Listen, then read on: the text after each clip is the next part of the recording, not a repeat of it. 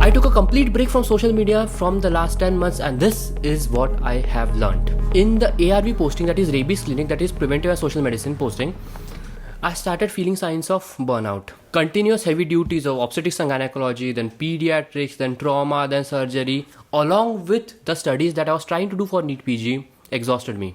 The constant failure to achieve daily targets along with my declining GT scores made my already hectic life quite depressed. For one or many reasons, I started drifting away from my friends and things were not going good in my personal life as well. The final blow for my psyche was the grand test score of 60 out of 200. No matter how many study videos that I watched, no matter how much productivity tactics that I applied, that is the productivity study hacks, I could not get back on track.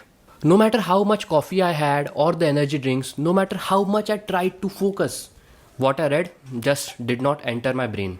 I started feeling it all straight up in my bones. Body ache, constant tiredness, disturbed sleep. It felt like I was a zombie working on coffee. Call it whatever you want. That was it.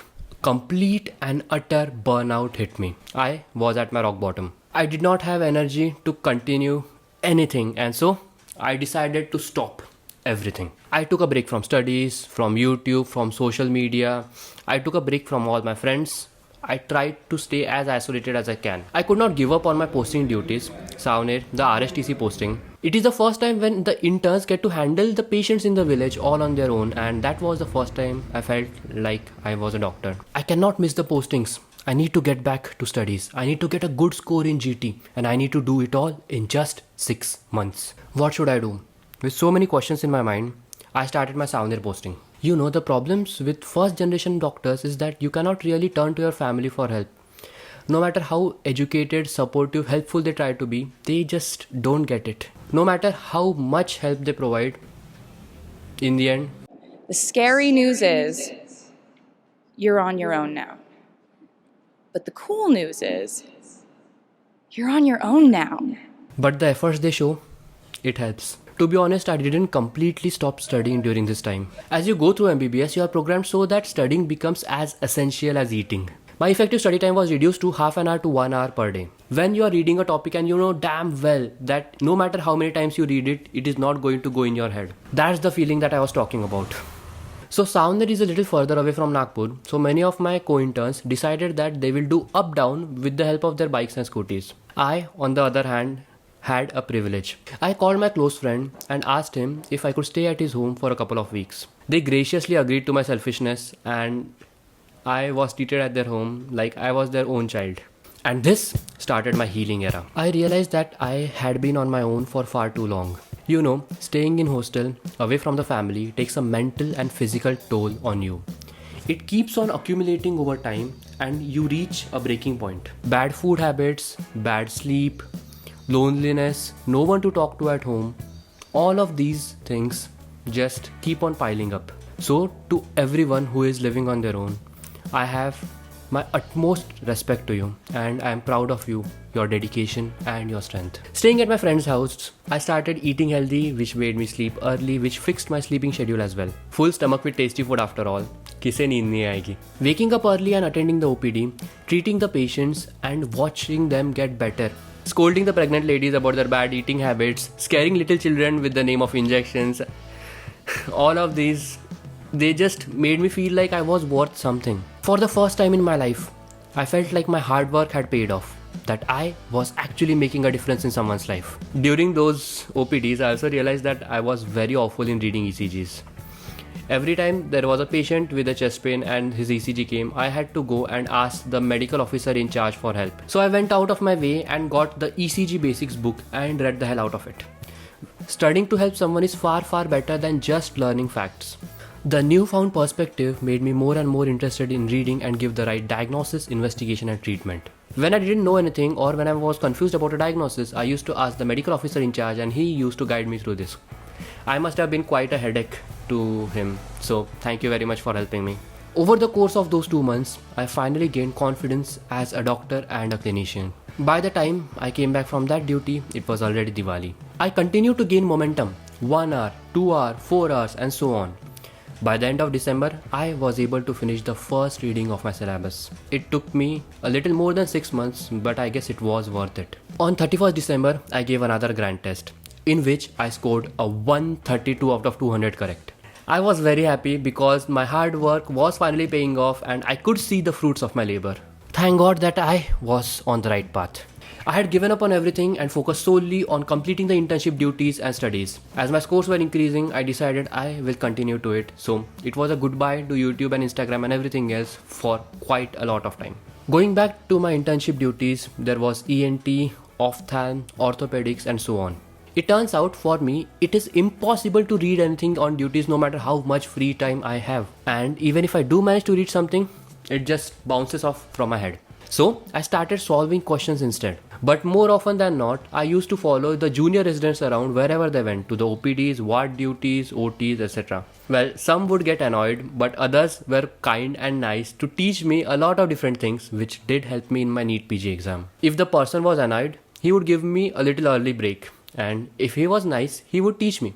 It was a win-win situation for me. Around that time, I started studying with Shreya, my surgery quiz team partner. We shared vastly different resources, so it was very difficult to sync up and schedule our studies. But over time, we got used to it. I also became friends with Muskan. Both of my study partners are extremely hardworking and they pushed me to work harder and harder each day. Whenever I felt like I could not study anymore, we used to just go out and have a tea or coffee break at the tapri and then come back and study again. It slowly started becoming a habit. A bad one actually, and I started having 6 to 7 coffee or tea every day. It is all thanks to them that I have been able to study this much.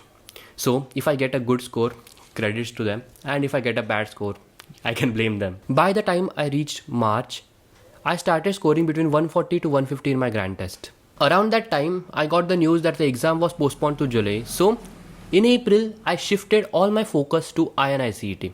Believe it or not, even though the syllabus of INI-CET and NEET PG is the same, the approach to both these exams is vastly different.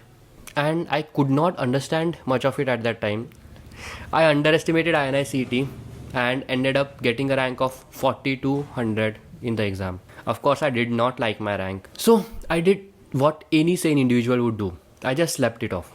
You know, the edge of the feelings, the sadness, the anxiety, the anger, the hate towards my own self. It gets diluted when you sleep it off and then wake up. Once you wake up, you just start scheduling for the next exam with a fresh mind. At least that's what I did. During that time, I also finished my internship, had my apron signing and the convocation. I am not very socially adapt to it all and I get anxious when too many people gather around me. So I was not interested in it initially. But somehow I found myself right in the middle of the mess. I was the coordinators for the anchors, I was a part of organizing committee, I was a part of chief guest committee and whatnot. Managing all these with studying was quite hectic to my mind and body, but I had a lot of fun.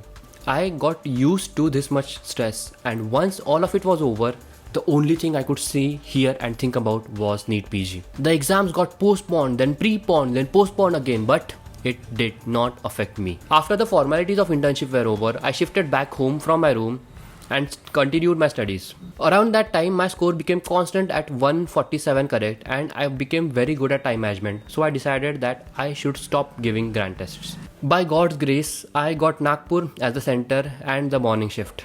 I gave my exam and now I'm waiting for my results. There are so many things that I learned during the last 10 months of my life and this is what I wanted to share with this story. Your best is what you can do without harming your physical and mental health, not what you can accomplish when you disregard it. Take the example of Olympics. You know that every athlete there can use doping with steroids and drugs and perform much better in the actual event. But no one does it. There is actually a ban on it because all those steroids and drugs cause harm to their body and that is not their peak performance. The same goes for studies. You need to keep yourself physically and mentally healthy without resorting to any kind of demotivation, negative self-talk so that you can perform the best with what you have. If the twinkle in your eyes and whimsical demeanor is replaced by sadness, you are not okay. Keep up with your hobbies, go and have fun with your friends, take part in any committee that you have, play chess, play sports, whatever you like, along with balancing your studies. It seems hard, but a little time management can do it all. If you leave everything, you will just become a zombie on coffee. I don't want you to do that. I want you to have fun while studying so that you can be better and better every day. The last hard pill to swallow is, more often than not, the misery in your life is your own fault. Accept the things that you cannot change, but have the courage to change the things that you cannot accept. You have to actively stop wallowing in your own pain and you have to start recovering. That means make efforts, stop being self deprecating, stop that negative self talk. Start taking care of yourself. Eat healthy, sleep healthy, wake up early, do some exercise. All of these are cliche things that your parents tell you, but listen to me. They do work. They will not drastically shift your life around in a day, but they will form a path so that you can get better, even 1% every day. That's how you form a habit. That's how you form a positive lifestyle. And that's what will get you success. I'm not sure what my result will be, but I gave it my all and I have accepted the consequences of whatever will happen. I guess that is what Bhagwan Shri Krishna was trying to tell in Bhagavad Gita. Beta कर्म करो, फल की अपेक्षा मत करो. That's the message that I want to give you in this story. And it has been about a day since my result came out. Don't worry, the tea won't boil down. I'm very used to it. I got used to the daily routine as well. To be honest, the expectations about my result were a bit better.